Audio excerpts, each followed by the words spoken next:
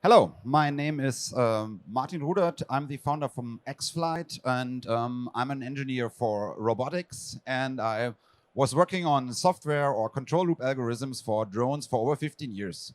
What you see here, that's the contribution of GitHub changes from Betaflight from 2012 to 2015. You see there's tons of people. Every dot is pretty much a file that changed or created. And that work made it possible to fly drones as they're now known as FPV drones.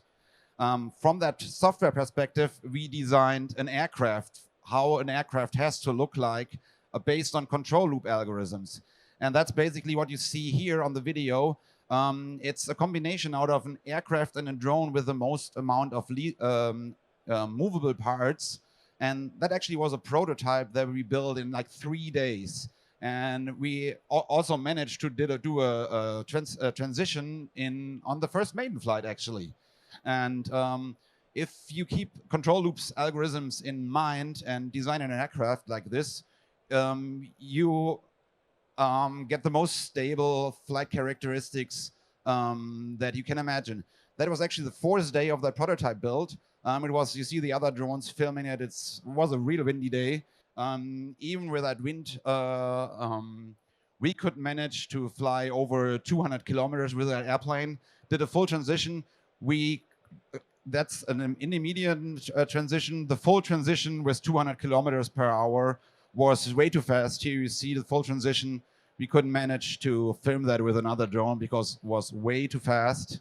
And so that's the patented design. It actually looks a little bit like a bird, then it transforms into the full mode.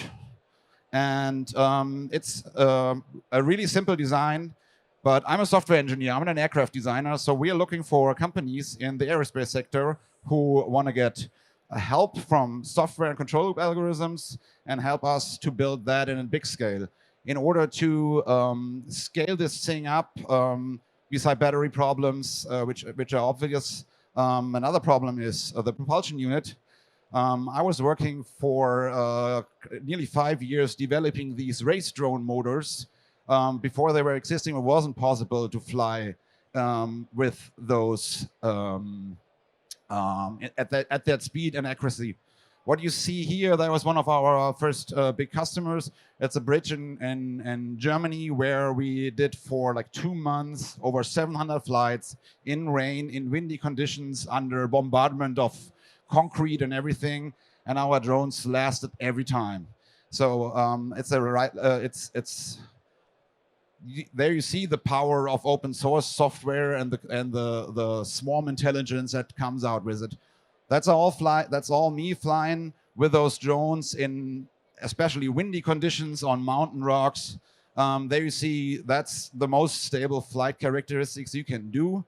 The only thing to scale this up, there's no propulsion unit right now. So that's why we applied for a research project with the German government and some universities to start scaling up the solution to have the needable power propulsion unit that's needed for this. That sounds easier than it actually is, but we're also looking here for companies who are able to bring or give us a propulsion unit that had the power to efficiency hover and also get a really high cruise speed. When that's ready, we start scaling up. Right now, we can build up drones that fly in that accuracy with up to 20 kilos payload. Over that, we're still working on for the next generation of full-size race drones. Thank you for your attention. Visit us on booth in Hall 5C 2024 to see more of our prototypes and more of our propulsion units that we tested. Thank you.